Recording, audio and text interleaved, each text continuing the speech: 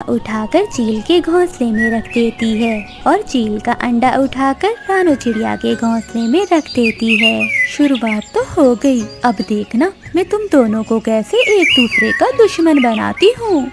किसी जंगल में टूनी चिड़िया अपने दो बच्चों के साथ रहा करती थी।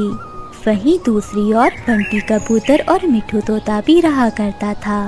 एक दिन चील अपना अंडा लिए हुए दुष्ट कौवा और कवि के पास बैठी हुई थी।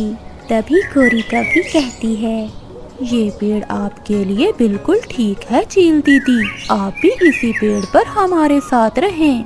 फिर दुष्ट कौवा भी बोल पड़ता है, मैं बताता हूँ, सुबह सुबह इस पेड़ पर बहुत अच्छी धूप भी आती है और दोपहर ये बड़ी शाख छाँव भी देती है।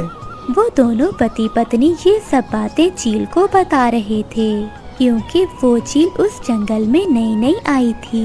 गोरी कवि और कालू कव्वे की यही ख्वाहिश थी कि वो चील उनके पास घोंसला बनाए। तभी चील भी बोल पड़ती है, मेरे पास मेरा अंडा भी है, मुझे ये पेड़ पसंद नहीं, मैं किसी और पेड़ पर चली जाऊंगी। ऐसा कहते हुए वो चील वहाँ से चली जाती है। फिर गोरी कवि कहती है, कालू वो देखो, वो चील तो रानू चिड़िया की तरफ जा रही है। अगर ऐसा हुआ तो रानू चिड़िया की दोस्ती चील से हो जाएगी। हाँ गोरी, अगर रानू चिड़िया की दोस्ती चील से हो गई तो वो छोटी होकर भी हमें आंखें दिखाएगी। गोरी कुछ करो। चील अपना अंडा लिए रानू चिड़िया की तरफ जा रही थी। उधर रानू चिड़िया ने भी अपने घोंसले में एक अंडा दिया हुआ था। चिड़िया, मैं किसी घोंसले की तलाश में हूँ, क्या मैं तुम्हारे साथ रह सकती हूँ? ये घोंसला मेरा ही है, अगर आप चाहें तो इस घोंसले में मेरे साथ रह सकती हैं। मुझे ये पेड़ बहुत पसंद आया। फिर वो चील अपना अंडा घोंसले में रख लेती है और वो कहती है, चिड़िया, हम दोनों बहनों की तरह रहेंगे, तुम्हारा भी एक अंडा है और मेरा भी।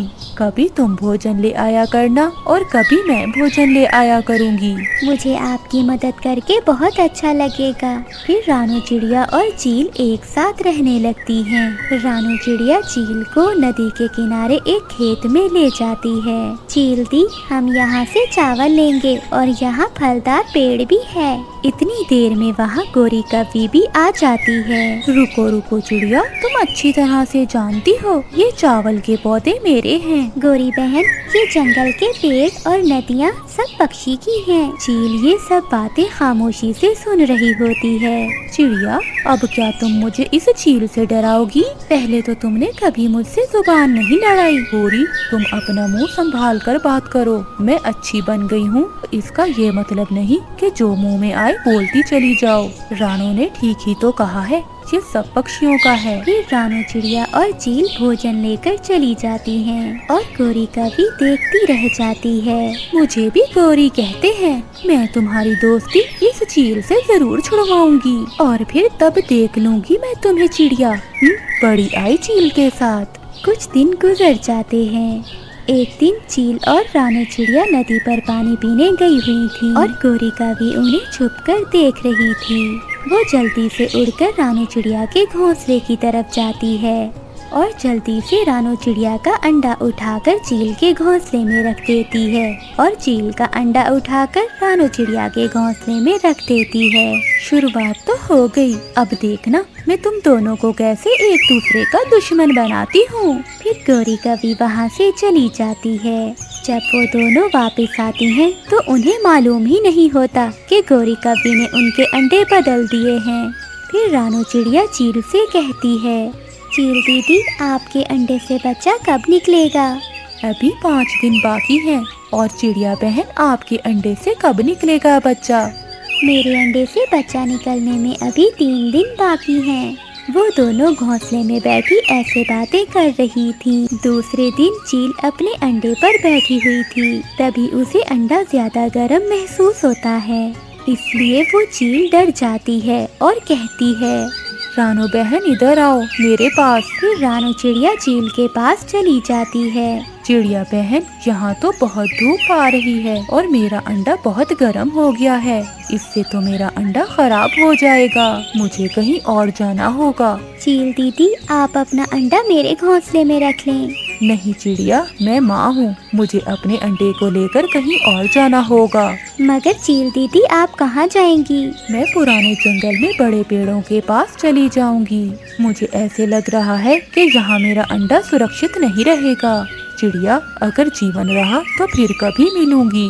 फिर चील अपना अंडा उठाकर वहाँ से दूसरे जंगल के लिए रवाना हो जाती है। रानू चिड़िया की चील से अच्छी दोस्ती हो गई थी। चील के जाने के बाद रानू चिड़िया उदास हो जाती है, लेकिन फिर वो अपना ध्यान अपने अंडे की तरफ करती है। गोरी और कालू एक पेड़ पर बैठे चील को अंडा ले जाते हुए देख रहे थे। गोरी, ये चील अंडा लेकर कहाँ जा रही है? चलो कालू, चलकर रानू चिड़िया से पूछते हैं। फिर वो दोनों रानू चिड़िया के घोंसले की तरफ जाते हैं और रानू चिड़िया के घोंसले में पहुंचकर गोरी कभी कहती है, चिड़िया, कहाँ गई तुम्हारी दोस्त? गोरी बहन किसी दूसरे जंगल में चली गई हैं। यहाँ उनके अंडे पर बहुत धूप पड़ रही थी। चली गई, वो चली गई। अब तुम जाकर दिखाओ ना नदी के किनारे चावल लेने। उस दिन तो बड़ी टैं कर रही थी। अगर अब तुम नदी पर आई, मैं तो तुम्हारी चोंच ही तोड़ दूंगी। मगर रानू चिड़िया तो चुप ही रहती है। रात हो जाती है। गोरी कौवी और कालू कौवा अपने घर में बैठे हुए थे। अब जल्दी से चिड़िया के अंडे से बच्चा बाहर आए, फिर देखना चिड़िया को सरप्राइज मिलेगा। वो कैसे गोरी? क्योंकि कुछ दिन पहले मैंने चिड़िया और चील के अंडे एक दूसरे से बदल दिए थे। वाह गोरी वाह, क्या बात है, तुमने तो कमाल ही कर दिया। दूसरे दिन रानू चिड़िया अपने घोंसले में बैठी हुई थी। उसे अपनी ओर आता हुआ एक इंसान दिखाई देता है, जिसके हाथ में एक कुल्हाड़ी थी। वो इंसान रानू चिड़िया के पेड़ के पास आकर खड़ा हो जाता है और उस पेड़ को काटने लगता है। फिर रानू चिड़िया उस लकड़हारे से कहती है, रुको लकड़हारे रुको, इस पेड़ पर मेरा घोंसला है, कृपया आप इस पेड़ को ना काटें। मगर वो इंसान रानू चिड़िया की परवाह किए बगैर उस पेड़ को काटने लगता है। रानू चिड़िया भी बेबस थी, वो क्या कर सकती थी, इसलिए वो अपना घोंसला उठाकर वहाँ से चली जाती है। वो रो रही थी। वो ये नहीं जानती थी कि उसके घोंसले में जो अंडा है वो उसका अपना नहीं है, वो अंडा तो चील का है। फिर रानू चिड़िया रोती हुई दूर निकल जाती है। फिर गोरी कौवी अपने पति कौवे से कहती है, कालू जी, मुझसे डरा करो, मुझसे दुश्मनी मोड़ लेना अच्छा नहीं है। देखा ना उस चिड़िया को, कैसे मैंने उसे चील से अलग कर दिया है और दोनों भागने में मजबूर हो गए। फिर रानू चिड़िया एक जंगल में जाकर पेड़ पर अपना घोंसला बना लेती है। दूसरी ओर कालू कौवा हंसते हुए कहता है, वो अपने बच्चों को देखकर तुम्हें याद किया करेंगे गोरी।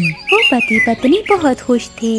दूसरी ओर चील ने भी अपना घोंसला बना लिया था और रानू चिड़िया भी आज बहुत खुश थी, क्योंकि उसके अंडे से बच्चा निकलने वाला था। फिर कुछ ही देर में रानू चिड़िया का अंडा जोर जोर से हिलने लगता है और अंडे से जब बच्चा निकलता है तो रानू चिड़िया देखकर हैरान हो जाती है और रोते हुए कहती है, अरे ये क्या, ये तो मेरा बच्चा नहीं है, ये तो मेरी सहेली चील का बच्चा है। ऐसे कब हो गया? हमारे अंडे को किसने अदला बदली किया होगा? मम्मा, मैंने तो सोचा था मेरे आने पर आप खुश होंगी और मिठाइयाँ बांटेंगी, लेकिन आप खुश होने की बजाय ऐसे रो क्यों रही हो मम्मा?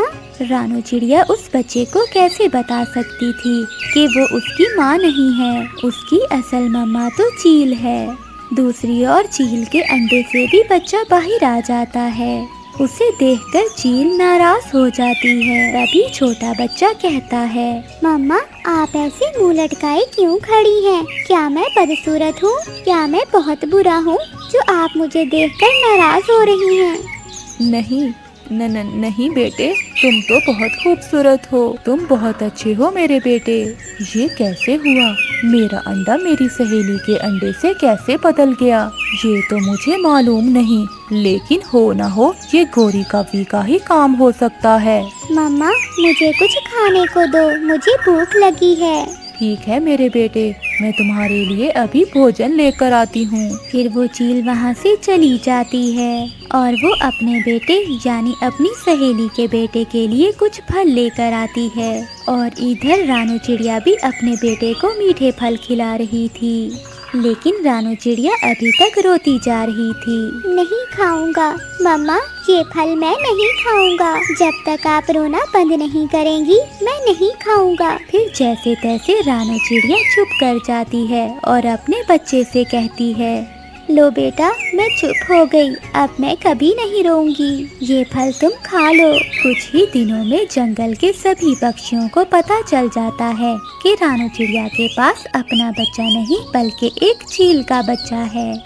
फिर मिट्ठू तोता और कबूतर रानू चिड़िया के पास जाते हैं। फिर कबूतर रानू चिड़िया से कहता है, चिड़िया, मैंने तो तुम्हें एक ईमानदार पक्षी समझकर अपने जंगल में जगह दी थी, पर मुझे क्या पता था तुम तो एक चील का अंडा चुरा कर लाई हो। मुझे नहीं पता कि ये कैसे हुआ। मुझे लगता है किसी ने मेरा अंडा चील के अंडे से बदल दिया है। तो इसके लिए आपको इसकी पुरानी माँ को ढूंढना पड़ेगा। मैंने सुना है कि सारे चील पुराने जंगल में रहते हैं। मिट्ठू की ये बात सुनकर रानू चिड़िया को भी याद आता है। मैं ये अंडा लेकर पुराने जंगल में चली जाऊंगी।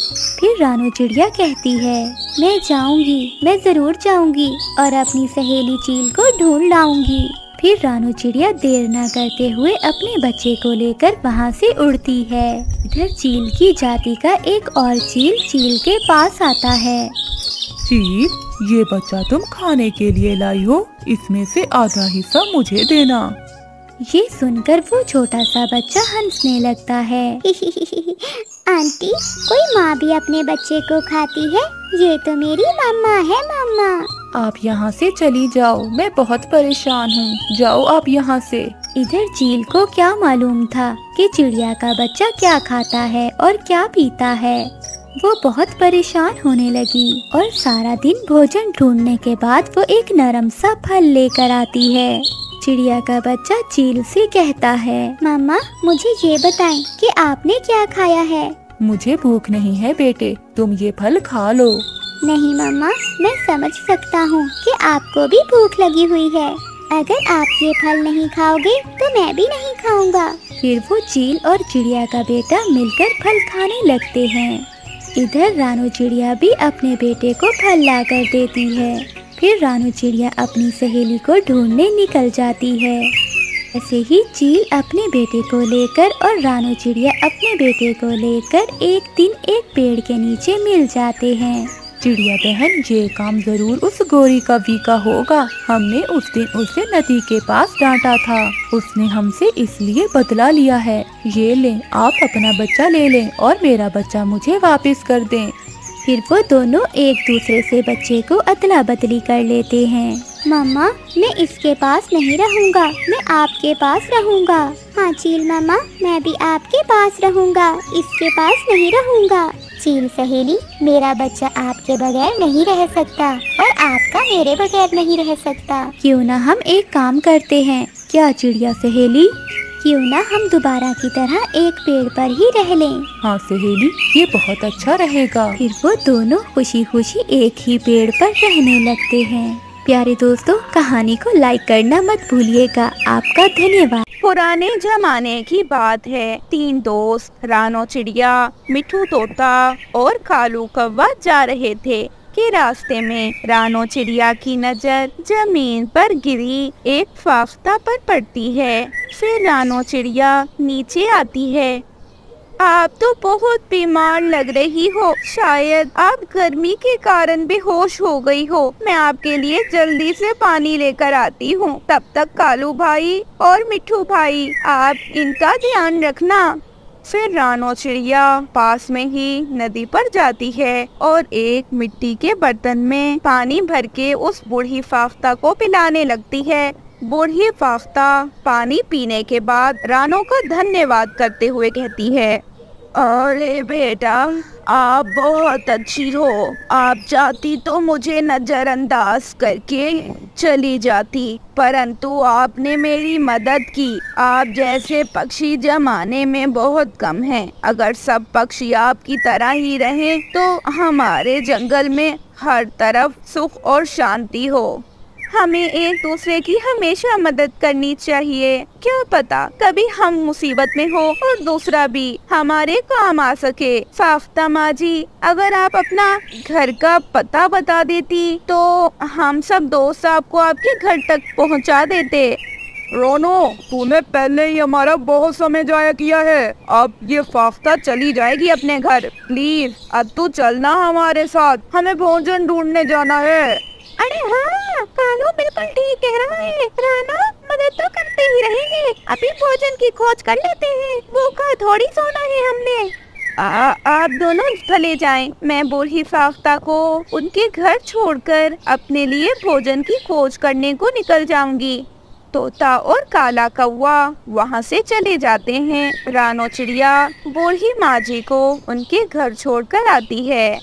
बेटी, तू बहुत अच्छी है। मैं तेरी मदद करना चाहती हूँ। मैं तुझे एक जादुई मटका देना चाहती हूँ। तू वो जादुई मटके को चूल्हे पर रखकर जिस चीज का नाम लेगी वह चीज तेरे सामने होगी बेटी। मगर याद रखना, जिसने भी लालच की उसने कुछ न पाया और जो था वह गवा लिया।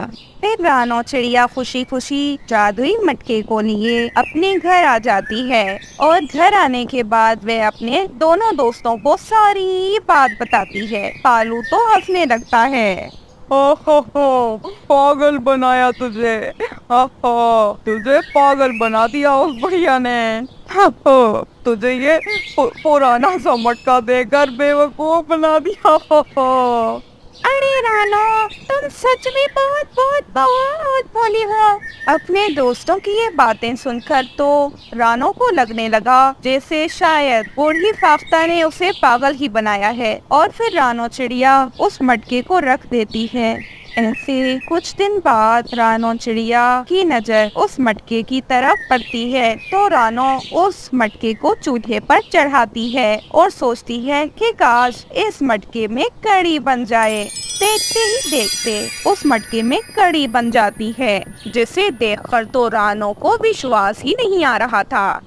हाय रे बाबा, ये कैसे हो गया? कैसा चमत्कार है ये? मेरे दोस्तों, इधर आओ, इधर आओ। देखो देखो, मैं कहती थी ना कि फाफ्ता माँ जी ने मुझसे झूठ नहीं कहा होगा। देखो, मैंने इस मटकी को चूल्हे पर चढ़ाकर कढ़ी का सोचा तो इसमें कढ़ी बन गई।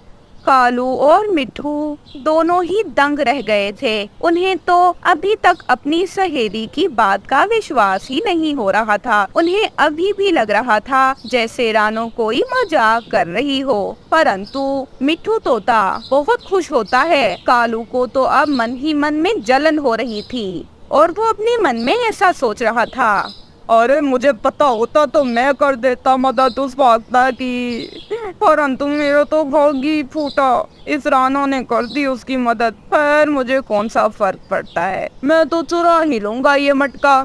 फिर मिट्ठू रानो के साथ वो कढ़ी खाता है। मिट्ठू भी बहुत खुश था। अरे रानो, तुमने बहुत अच्छा किया जो इस मटके में ये स्वादिष्ट सी कढ़ी ही मांगी। सच में मुझे कढ़ी बहुत पसंद है और ये कढ़ी तो इतनी स्वादिष्ट है कि जिसकी कोई दूसरी मिसाल नहीं। मैंने आज से पहले इतनी स्वादिष्ट कढ़ी कभी नहीं खाई। सच में ये कढ़ी बहुत अच्छी है और वो फाफ्ता भी अच्छी थी। अरे मुझे माफ करना रानो, मैंने तुम्हें उस समय मना किया कि तुम फाफ्ता की मदद न करो, लेकिन अगर तुम मदद न करती तो आज हमारे पास ये जादुई मटका नहीं होता।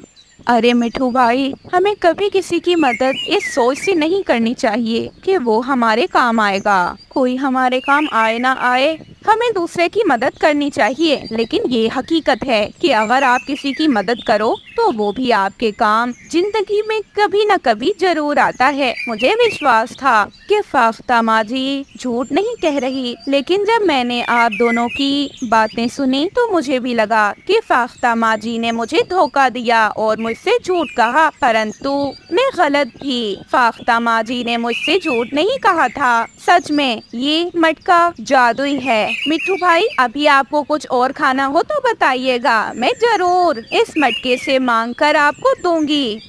अरे मुझे अभी बिरयानी खाने का मन हो रहा है, बस थोड़ी सी, क्या ये मटका मुझे देगा? जी जी, क्यों नहीं, आप मेरे दोस्त हैं, मैं जरूर आपको इस मटके से बिरयानी मांग कर दूंगी। रानो उस मटके से बिरयानी मांगती है, वो मटका रानो को बिरयानी भी दे देता है। वो दोनों बिरयानी खाते हैं, परंतु कालू तो बिरयानी नहीं खाता, क्योंकि उसने तो कुछ और ही सोचा हुआ था। उसके प्लान तो बिल्कुल मुख्तलिफ थे और कोई भी नहीं जानता था कि कालू आज रात ही मटके को चुरा लेगा। ऐसे रात के समय में कालू कौवा मटके को उठा लेता है और वे सोचता है कि वह ये मटका लेकर किसी और जंगल में रहने लगेगा, परंतु जैसे ही कालू कौवा मटके को हाथ लगाता है, वैसे ही कालू को जोरदार करंट लगता है और कालू चिल्लाता है, ओ बचाओ, लग गई, इतनी जोर से लग गई। कालू के चिल्लाने की आवाज सुनकर तो तोता और रानो चिड़िया भी उठ जाते हैं। कालू रो रहा था। मुझसे गलती हो गई, रानो मुझे माफ कर दो, सच में मैं दोबारा चोरी नहीं करूँगा। और हाँ, अब तो मैं तुम्हारे इस जादुई मटके से मिली कोई चीज भी नहीं खाऊंगा।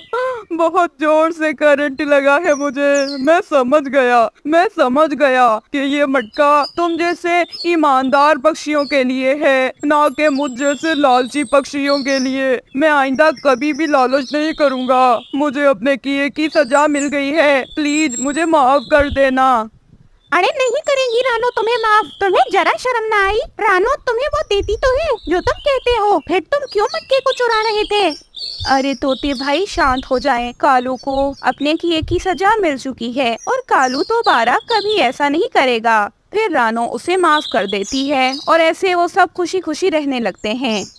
रानो चिड़िया का पति मानो चिड़ा बहुत ज्यादा ही सुस्त था। वह कोई काम भी खुद नहीं करता था, वे भोजन लेने भी अपनी पत्नी को ही भेजता था।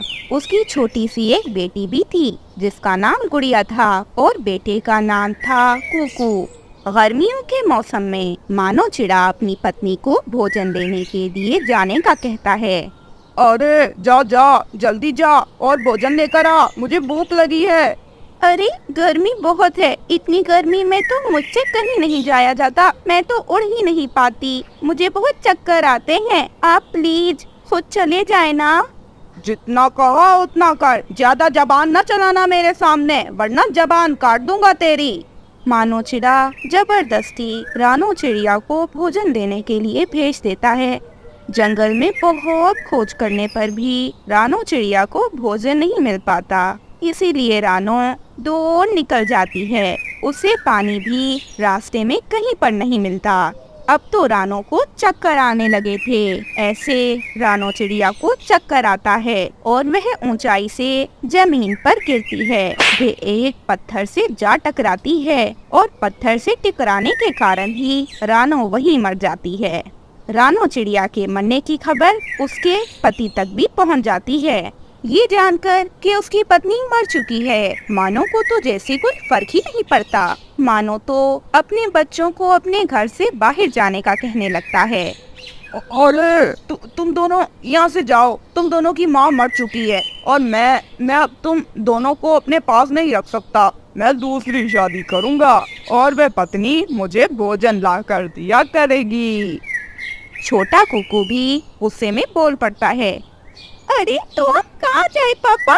आप बुरे हो, आप बहुत बुरे हो, आपको जरा दुख नहीं हमारी मम्मा के मरने का। ओहो हो, चलो निकलो यहाँ से, चलो। पता नहीं कैसे बच्चे हैं, अपनी माँ पर ही गए हैं, इतनी लंबी जुबान है इनकी तो। ऐसे मानो अपने बच्चों को रात के समय अपने घर से निकाल देता है। सारी रात बच्चे एक पेड़ पर बैठकर गुजारते हैं।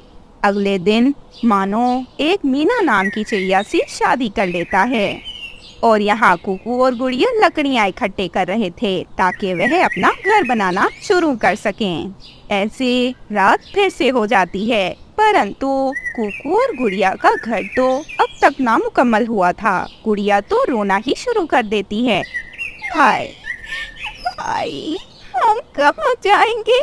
अब पापा के पास चले, शायद वो हमें रख ले।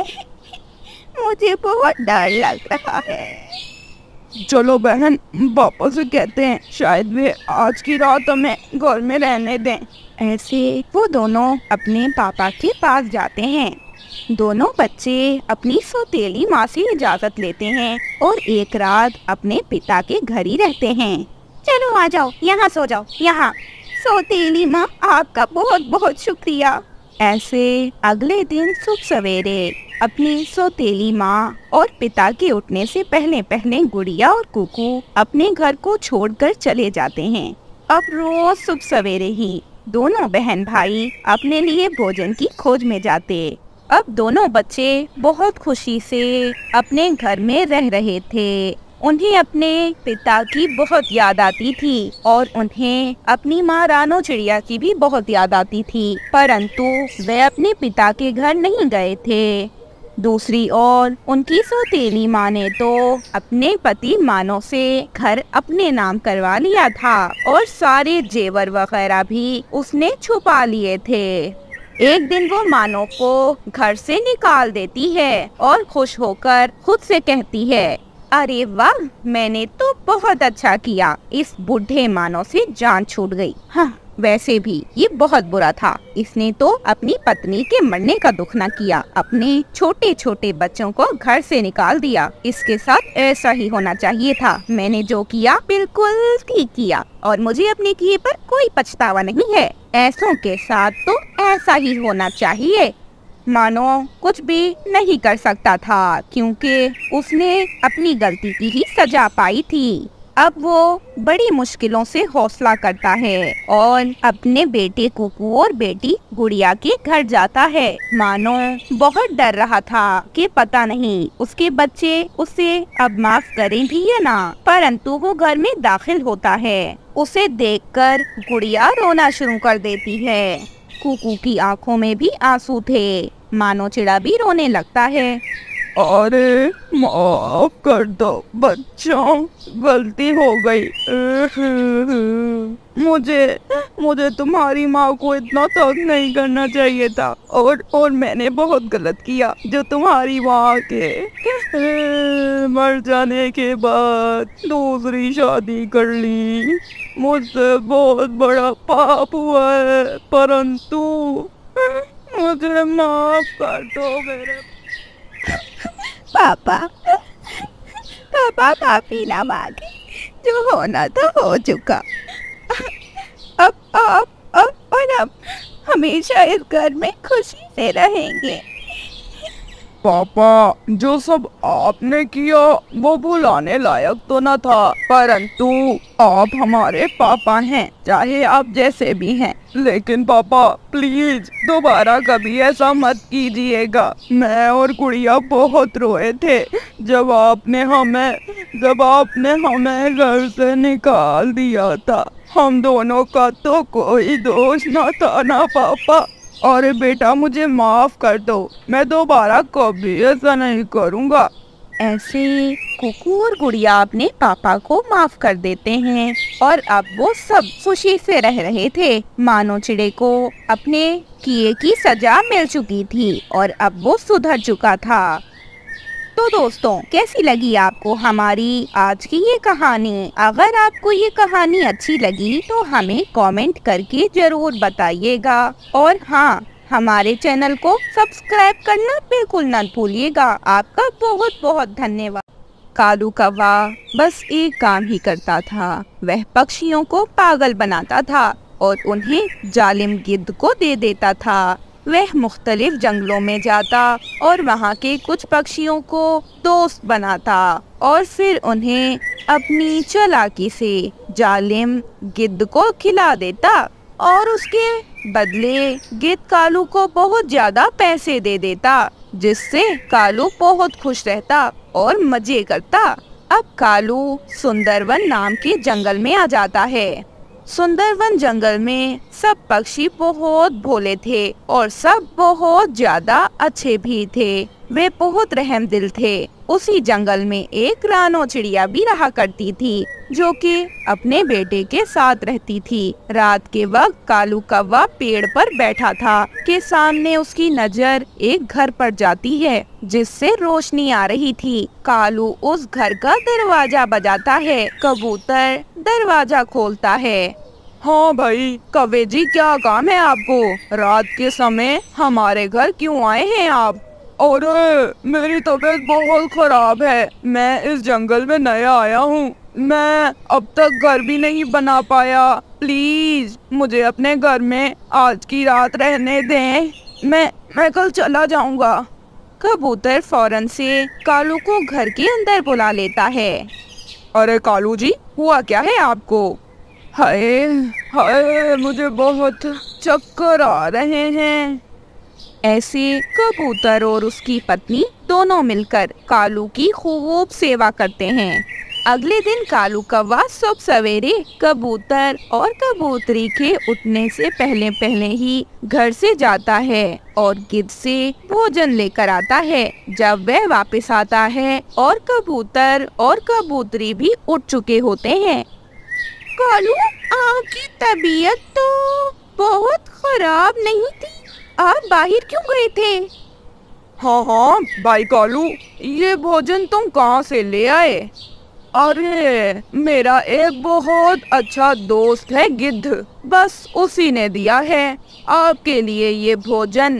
वह आपसे मिलना चाह रहा है और आपसे दोस्ती करना चाह रहा है। अरे तुम्हारा दोस्त गिद्ध है?